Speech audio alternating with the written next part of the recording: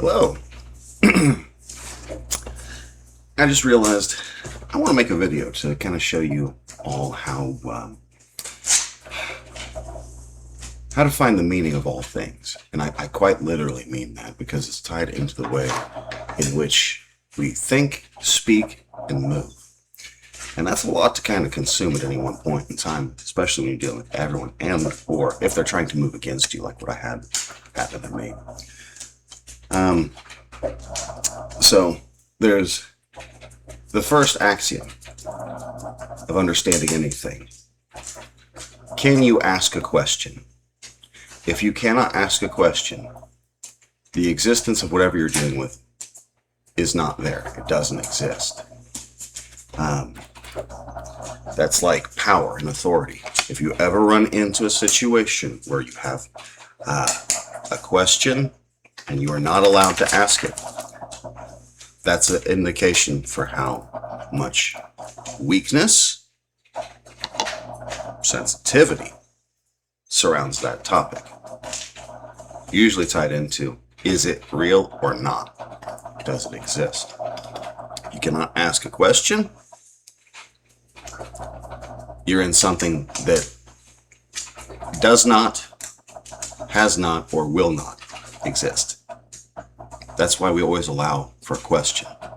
It's also how you know the emperor's new clothes,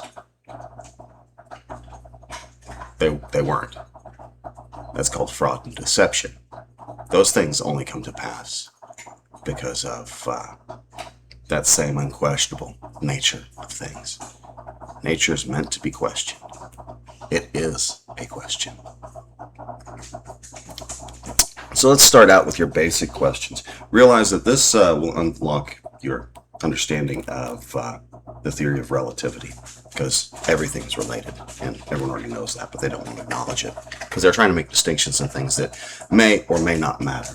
So you start out with your basic word questions, unlocking the theory of relativity. Perceptions, existence, question. Perception is existence, question. Who, what, where, when. Your basic questions. Those are very descriptive. Those are very specified. Right? In any given situation, you can identify those people within the situation.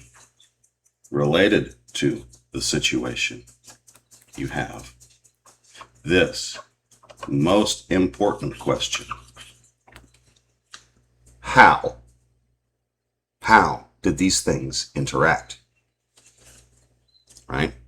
So how did these elements, who did what, where, and when, will tell you enough to be able to lead you to the question of all things. Why? Your purpose. Your purpose is superordinate to all others. How you go about doing it determines the nature of it.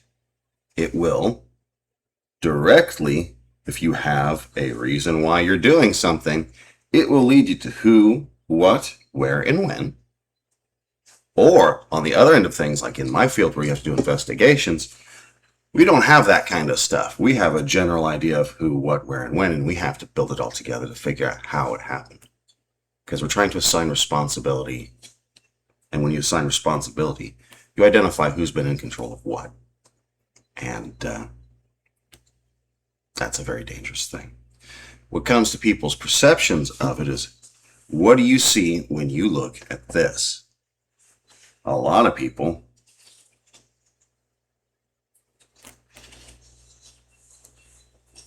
well, they might see something like this.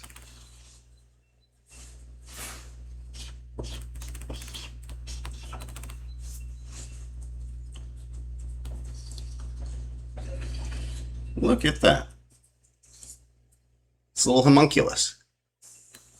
You got a brain. It's asking why your body carries you through, your hands and feet go and do.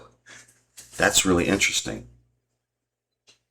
So what is our reason for doing anything?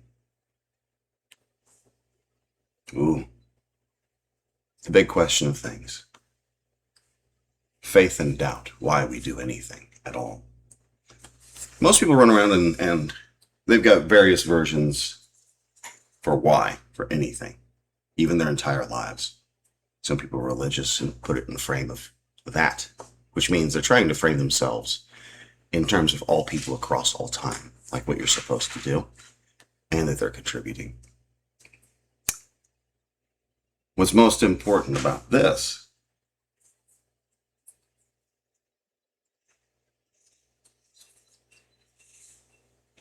is with all of these elements of all things that could ever exist, if you ever want to find out the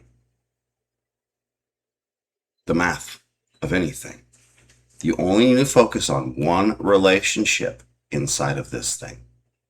And that is the connection between how and why.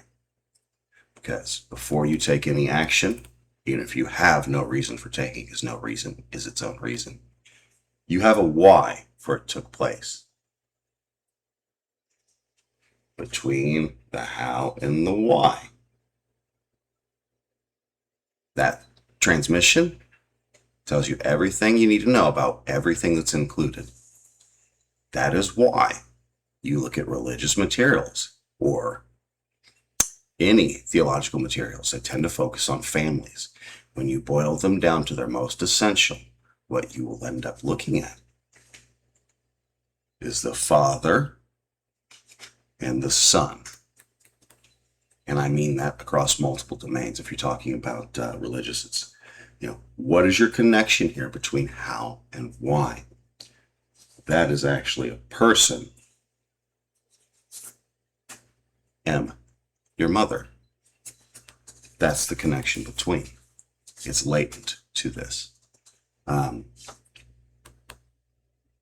It's sort of like identifying what they're trying to say in those materials, a whole bunch of things they're not allowed to because of the popular authority, power structure, and control. And so they're having to work it through everything they're not saying. Most important one that they say repeatedly is know thyself. So always know your reference group. First, know yourself. The connection between how and why is a broken one because we're flawed and we have a hard time transmitting our thoughts into actions. And so you see how those transpire.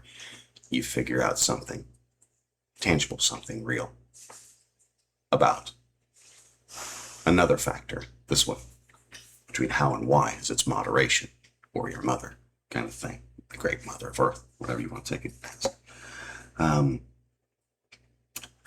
I don't actually like it like this all the time because that's when you're outside of what it looks like as a person.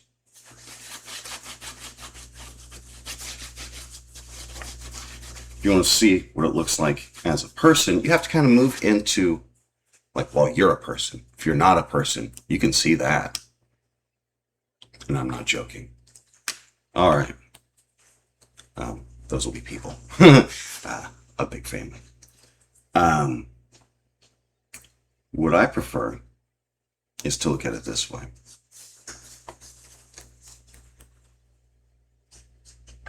Take those same questions. How? Who?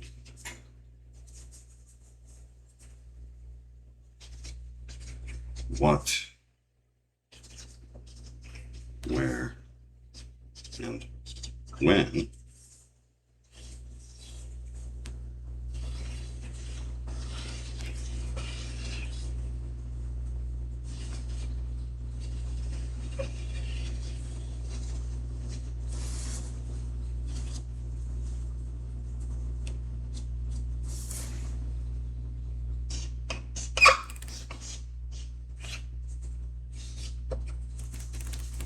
I prefer to put it in my hand. If you look at it over here. Who, what, where, when. Something that moves a little bit in contrast to these things is your how, because that's what you leverage to move those things over time. And when you've done that, You've put the reason why into action. You put it into your hands. This is also the reason why there's some imagery related to the all-seeing eye within one's hand, because you can bring what's in your mind or your dreams into reality by what you do. But we're missing two questions outside of these things. One that collapses and one that grows. The lesser and the greater of things again. The ones that's lesser, the one you need to let go. Right down here. We need to leave that one behind. Which, that's the collapsing of things. Good and bad. Right? We're not good at that. We need to let go of that of ourselves and look across time to see what grows and what dies. And why. Navigate the way from there. With that information, you are left with one question. It's about the weather, I guess. Maybe the music of life. Wood. The reason why some people were carpenters, I'll leave the name out. Wood's a probability one. Of course, if you're talking about wood as in, welcome to the tree of life. What would you do? Right? You hang on to what you would do, and you move forward in faith. A lot of people have doubts about that, though. They're reflections of the same thing. If you go to the sum total of your faith and the sum total of your doubts, you find the same thing. Something exists. In fact, if you dive into philosophy, that would be Rene Descartes. Cogito ergo sum. I think, therefore I am. Basically, that's a process of doubting all things. When the philosopher did so, he arrived at the point where you cannot doubt your doubts. That's a square relationship that produces a revelation. Since you cannot doubt doubt, you know it exists because you hold it inside of your head. That means you exist too. I think, therefore I am. Since we're on Latin, I'll give you my most favorite phrase as of late. Et tibi dabo claves regni caelorum. I give unto you the keys to the kingdom of heaven. I just put it in your hand. Use your mind. Get up, go and do what you would do. But always make sure which path you're on before you do it. You do that by looking back before moving forward.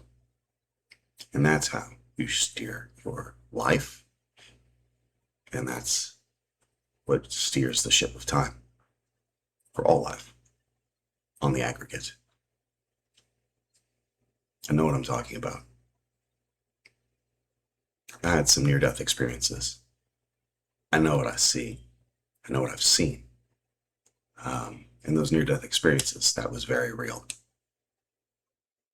More real than real in some ways. Since all that stuff happened, I gained a little bit of attention for what I'm saying. I've had everyone try to make me bend the knee and make me submit. I need to show that I'm subordinate for what I can do. No, I don't. When you try to place me into subordination and then find that I know more or I can do what you can't, you then find me as insubordinate. That's enough of that. I need to go and do what's right. Because what I'll tell you right now is the world is working right at this very current time. Just my personal situation. Identify the very, very real and entire world-ending problems that can result just from letting life in our society continue as it is. We need to start recognizing all of us. If our religious materials have such a problem with reference groups that people think 2 by 2 is 2, they're only seeing half the work and they're already blind. If you go back to the arc, 2 by 2 is not 2. 2 by 2 is 4. You're dealing with 2 divergent pairs of reproductive animals that you're going to be breeding together to create a population you can breed together. If you just grab 2, you end up like with ancient Egypt did. You get inbreeding and it falls and all dies because of the genetic problems. Right? It's only because of the fact that we converge and diverge repetitively across time that we're able to survive. There's supposed to be some divergences in opinions and some questions allowed. If we ever get to the point we can't ask questions about anything, you're so far off the rails that there's no way back. And if I'm in education, you're going to dismiss me in this fashion. You know what that means. I am not a dangerous person, and I never have been. I'm an educator. I make you aware of dangers that are already existing. And so I'll be letting you know of many, many dangers. This will make people afraid. There is no need to be afraid. There is no sudden change in anything by specifying the direct situation we find ourselves in.